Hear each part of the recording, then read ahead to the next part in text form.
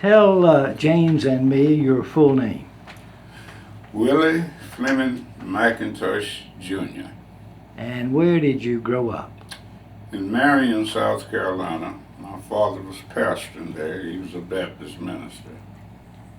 Did you go into the military in your career? I was drafted into the military at the end of my freshman year At Johnson C. at Smith. Johnson C. Smith University. And then I worked in the dean's office, and here's what was ironic.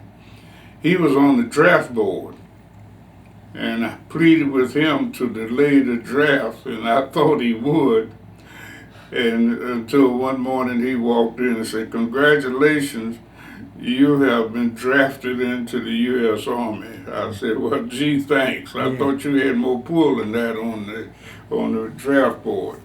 So we went from there and inducted at Fort Bragg, and then we were shipped out to Fort Lee, Virginia. Now, we were shipped out from Camp Lee to Camp Shanks, New York. But from Camp Shanks, and it was in December, and we were loaded up on the ship. What I did, I told all the fellas in my outfit, I got reservations on the Queen Mary. And they called that a bunch of bull crap. And I said, "You just wait and see." So we checked in that night for the ship. So I'm the last person getting on out of my outfit because I'm standing there with the ship officer, and we got to check everybody going on and seal them and everything. And then I finally got on. So as soon as I reached our quarters, there was a voice on the PA system, "I'm Captain somebody, and I want to welcome you to Her Majesty the Queen Mary." And all of them looked at me and said, "You did get us a reservation." I said, "No problem, no problem." We ended up in Glasgow, Scotland. Now, the Queen Mary was the fastest thing on the ocean. So it didn't travel in a convoy, and that made us kind of nervous. Until the captain announced that we will not be traveling in a convoy because the convoy is too slow. And we want you to know we have Prime Minister Winston Churchill aboard. So we are pretty well equipped to take care of ourselves. And Where did you go to from Liverpool then? we went to Taunton, England. Taunton. And then how long did you stay there?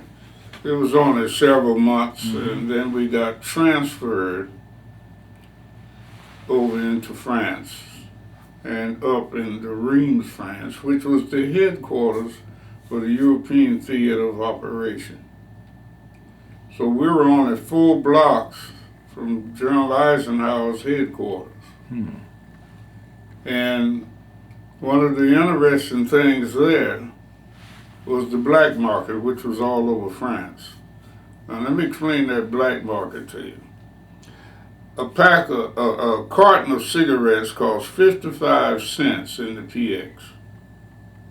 That's a carton. A carton. Well, I didn't smoke, so every week these guys about to break the door down to my orderly room to get my cigarettes. And they give me my 55 cents back. Until one day one slipped back and said, "Look, these guys are selling your cigarettes in the black market." I said, "Really?" And then I started reading about the black market in the Stars and Stripes. This was a lucrative business because they got $20 a carton. Now the Stars and Stripes was a paper that was That published was an by Army newspaper. Right. I served as a reporter for that also. Okay. And the black market was a big business. In fact, they had to send FBI and CIA and everybody over there in breaking up the black market. Because anything you had, the Frenchmen would buy it. There are very few items on the market for them. They had money in the pocket but nothing to buy. We stayed in France until the end of the war. And they signed a peace treaty, I said, about 4 blocks from where we were living. Well, tell me a little bit about the compensation that you received back then by your service. How much did you get per month? Well, when I went in, private was only getting about $50 a month. And then as you were promoted, corporal, sergeant, it increased. Mm-hmm. But you never got no big sum of money. And you couldn't complain because you had free medical, free dental, and room and board and everything. So it panned out to be pretty good. Well, now after you got your points, I guess 26 points, you were ready to come back to the U.S., right? No. Well, where'd you go? After the vacation in the Riviera, you went down to the docks and you were loaded on a ship. That ship sailed out through the Mediterranean Sea, past the Rock of Gibraltar and everything. And we were 12 days from France to the Panama Canal. So we stayed on the water the entire summer of 1945. And they were gathering up ships from all over the place. I didn't know they had that many ships in the world, getting ready to invade Japan. And just as far as you could see, ship. So eventually the news came on in August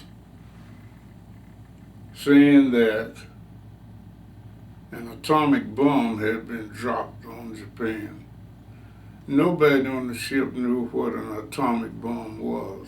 That was the first one that was dropped, so they didn't know. We didn't have but two. Right. And the next day they dropped leaflets asking Japan to surrender. They didn't, so they dropped the second one. So here, Hiroshima, Nagasaki, two cities completely destroyed by two bombs. Mm-hmm. Well, after the bombs were dropped and the surrender took place, well, you then headed back to the U.S. No, sir. Where did you go? We ended on Okinawa for occupation. And some of the Japs never did get the word that Japan had surrendered. They were out there on these islands and in the jungle. They didn't even know it. So Jap snipers were still at work up in the mountains. They did not know the war was over. Still shooting and trying to take prisoners, I guess. And no, they took no prisoners. They didn't. Oh, they just shot people. Well, now how long were you there before you finally got to head back for U.S.? It was in May of the next year. 46. Yes. And we started back on the journey. One guy got seasick before we even got out 2 miles of sea. What size ship were you on then? We had about 2,000 people on there. And the guys threatened him to throw him overboard for getting seasick, and we going home. So we came back and arrived in San Francisco. And from there, got on the train to Atlanta for discharge ceremony.